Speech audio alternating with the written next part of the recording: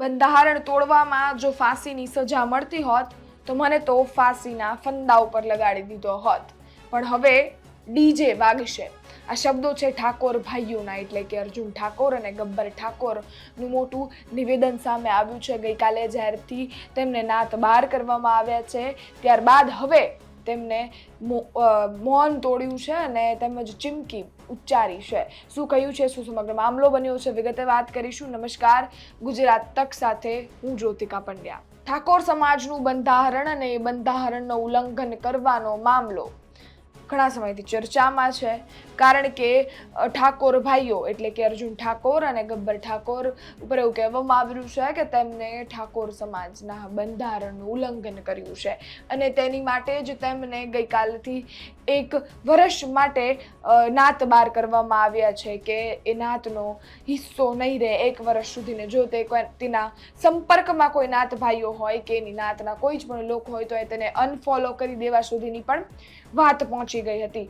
જ્યારે અર્જુન ઠાકોર અને ગબ્બર ઠાકોરે હવે મૌન તોડ્યું છે અને એમણે કહ્યું છે કે જ્યારે આ બંધારણ બનતું હતું ત્યારે અમારા ગામમાં ન કોઈ બેઠક કરવામાં આવી હતી કે ના અમને આ વસ્તુ માટે સૂચિત પણ કરવામાં આવ્યા હતા, પરંતુ અમારો કોઈ સમાજના અહિત કરવાનો કોઈ જ પણ અમારો હેતુ નહોતો.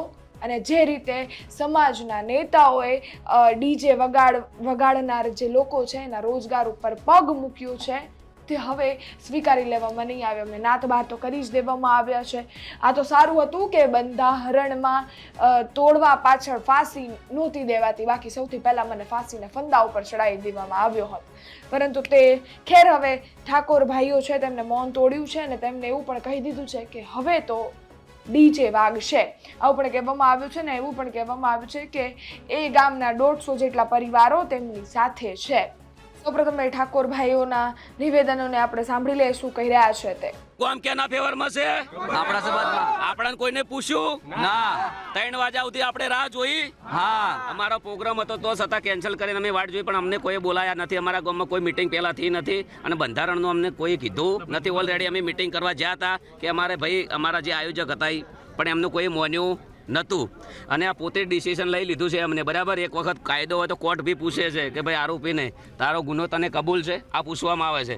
કદાચ અમના નિયમમાં સારું ફાંસીની સજા નહીં નખાત તો મારે મરવું પડો યાર. અને આ તો સારું છે કે અહીંયાના ઘરમાં હું નહીં રહેતો, શિયાળાનો ઢાજનો ઠરી જોત. પોતે ડિસિઝન લઈ લેવું ને પોતે બોલવું, એમને ખબર નહીં કે શું કરવું શું ના કરવું એમ. અને જે 4-5 જણા છે એ ગામના છે એ લોકોને ખાસ કરીને મને નેચું દેખાડવાની વાત કરી છે અને એ લોકોને જ આયોજન કર્યું છે. આખું ગામ કેના ફેવરમાં છે ભાઈ? આજે અમે 3 વાગ્યા સુધી બેઠા છે. અમારા વડીલો, અમારા કાકા, અમારું કુટુંબ બધું. અમે પણ હવે જોરદાર મિટિંગ કરવાના છીએ. હું ખોટો હશું તો મારા ફેવરમાં કોઈ નહીં આવે. જે દિવસ મિટિંગ કરશું એ દિવસે ખબર પડી જશે કે ગબ્બર ઠાકોર સાચો વ્યક્તિ હશે તો એ દિવસે ખબર પડી જશે કે એમના ફેવરમાં જનતા કેટલી છે, સમાજ કેટલો છે. અત્યારે સમાજ બહાર કરવાની જે વાત કરી છે, આ વાતને આપ કઈ રીતે જોઈ રહ્યા છો? એ તો પોતે ડિસિઝન લીધું છે એમનું ડિસિઝન છે ને. એક સમાજના છોકરાને રોજગારી બંધ કરાવવાની અને 20 વર્ષનો ધંધો બંધ કરાવવાને દબાવવાની વાત છે. મારું પરિવાર, મારું કુટુંબ છે, એમને ખબર નથી કે આ વ્યક્તિઓની કેટલી મહેનત છે. એક સમાજના છોકરાને દબાવવાની વાત કરી છે. નથી બિલકુલ મંજૂર. મારો કહેવાનો મિનિંગ એમ છે કે ચલો કે આ જીઓના ટાવર છે 350 રૂપિયા ભાવ છે. કેટલો? રિચાર્જનો. બરાબર, દરેક ગામની અંદર સમાજ નિર્ણય કરી કે ભાઈ તમારું ટાવર નહીં રહેવા દઈએ, 100 રૂપિયા રિચાર્જ ના કરો. નહીં થાય એમનાથી, કદી નહીં થાય. આજે નહીં થાય ને કાલે નહીં થાય. સમાજને તમારે અમારું ડિસિઝન લીધું છે, ભલે કશું વધુ નહીં. સમાજ બહાર છીએ ઓલરેડી અને દયા છે કુદરત રોમ આપે નહીં. હા ડીજે તો વાગે ને, વાગશે. કરવાની વાત કરી છે કે ગબ્બર ઠાકોર અને બંને ભાઈઓને અનફોલો કરવા. અનફોલો તો હવે છે વસ્તુ છે, લોકચાહનાની વાતો છે. અનફોલો તો બરાબર, લોકો જે અમારી વેદના સમજે છે એમને ખબર છે.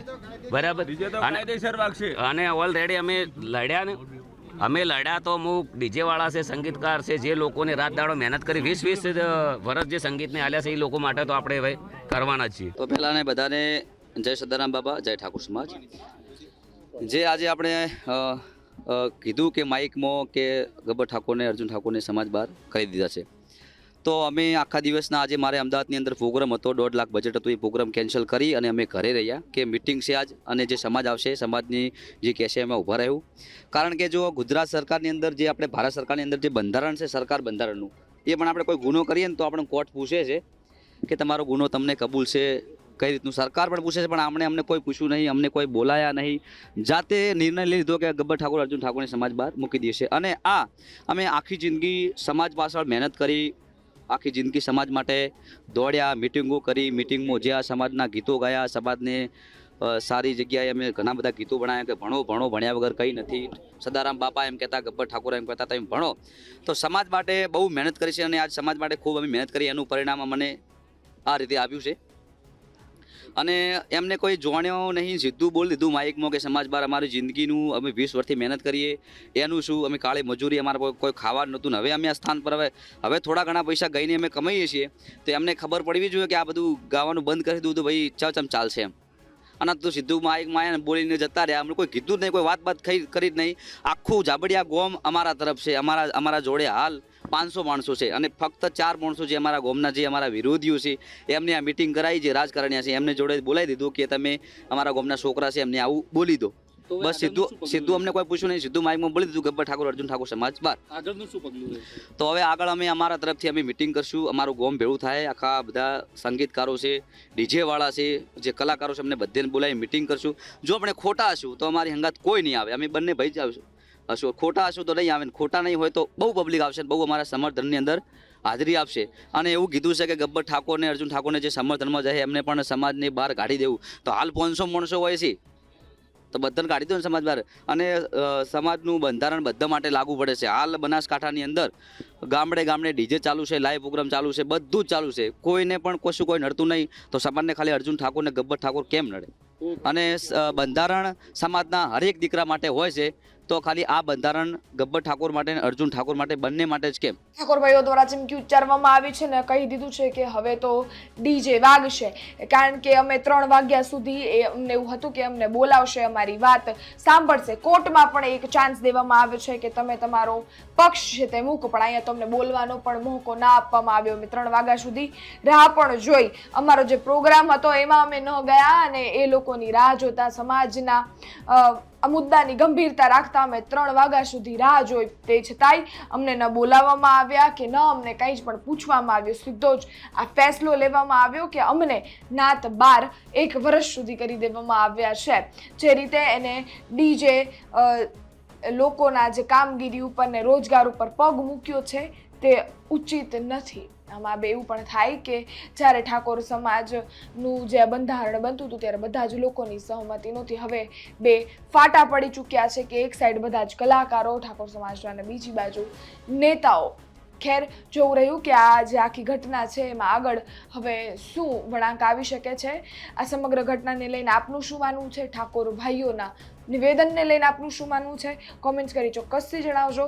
જો તમે અમારી YouTube ચેનલ જોતા હો તો સબસ્ક્રાઈબ કરવાનું ભૂલશો નહીં, અને જો Facebook કે Instagram પર અમારી ગુજરાત તકની ચેનલને જોતા હો તો ફોલો કરવાનું ભૂલશો નહીં. ધન્યવાદ.